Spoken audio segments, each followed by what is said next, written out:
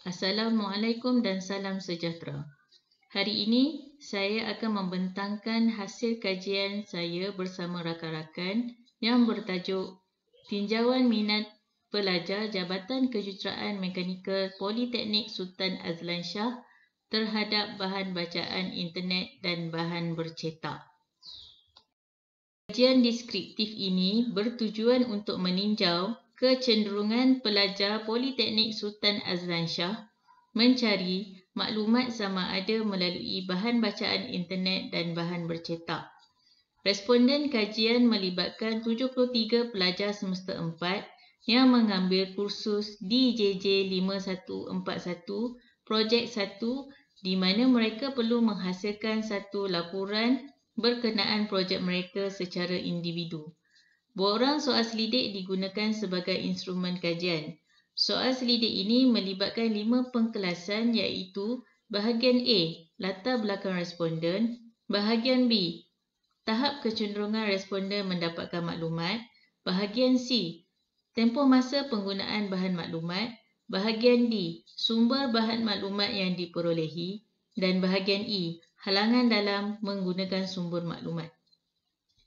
Soalan yang dikemukakan adalah berdasarkan tahap kepastian mereka terhadap setiap item berdasarkan skala Likert, di mana 1 sangat tidak pasti, 2 tidak pasti, 3 kurang pasti, 4 pasti dan 5 sangat pasti. Data-data yang diperolehi dianalisis menggunakan perisian Microsoft Office Excel 2013 bagi mendapatkan peratus dan min yang kemudiannya akan diinterpretasikan dalam bentuk jadual dan carta.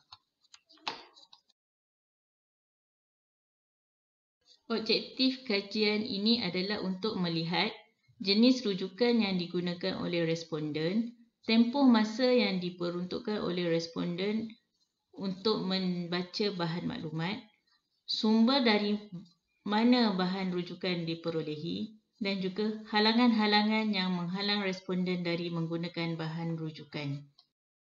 Hasil dapatan pertama, analisis latar belakang responden dari aspek demografi. Rajah 1 menunjukkan komposisi jantina adalah tidak seimbang, manakala rajah 2 menunjukkan komposisi merangkumi 3 kaum, berlaku asimilasi di antara kaum. Hasil dapatan kedua, analisis latar belakang responden dari aspek pencapaian pendidikan. Disebabkan responden yang dipilih adalah dari pelajar semester 4, maka latar belakang responden dilihat dari jumlah himpunan purata nilai mata dari semester 1 hingga semester 3. Merujuk pada rajah 3, didapati bahawa latar belakang pendidikan yang baik di kalangan responden. Hasil dapatan ketiga, analisis bahan bacaan yang dibaca oleh responden. Merujuk pada rajah 4, peratusan perbandingan pasti dan sangat pasti menunjukkan item rujukan dari internet adalah lebih dominan berbanding bahan bercetak.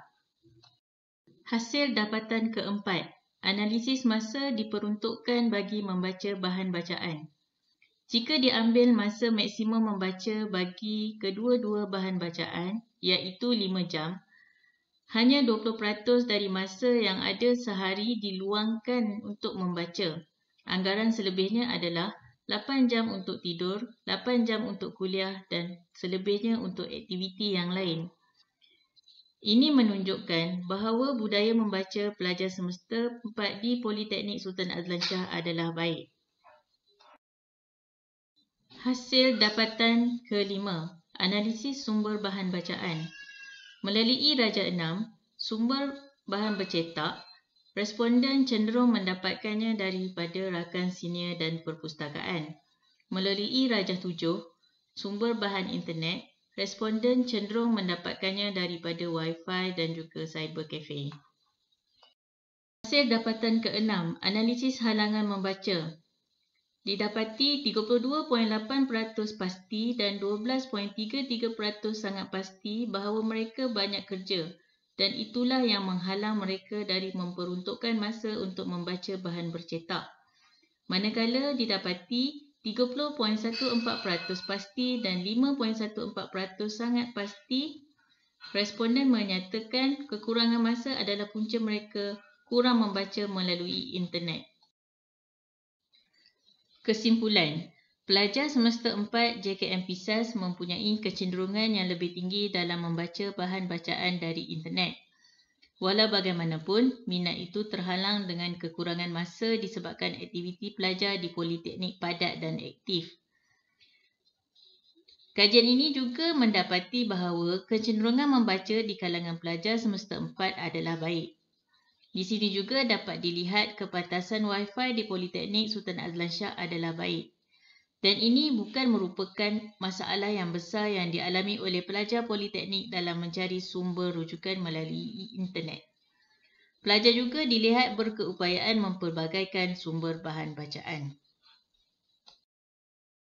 Cadangan. Penasihat akademik perlu membimbing pelajar tentang kepentingan menjadi ahli perpustakaan dan kepentingan membaca. Mempergiatkan kempen yang boleh meningkatkan amalan membaca seperti pertandingan menulis sinopsis bahan bacaan. Pensyarah harus ada inovasi dalam mendekatkan pelajar dan buku atau internet di bilik kuliah bagi mencari maklumat. Pensyarah juga perlu mahir menggunakan internet kerana generasi ini dilihat cenderung untuk mendapatkan sumber yang pantas dan kreatif. Dan juga Politeknik Sultan Azlan Shah harus memperkasakan jaringan internet di Politeknik bagi membolehkan laman-laman web yang berkualiti diakses di mana sahaja di Politeknik Sultan Azlan Shah.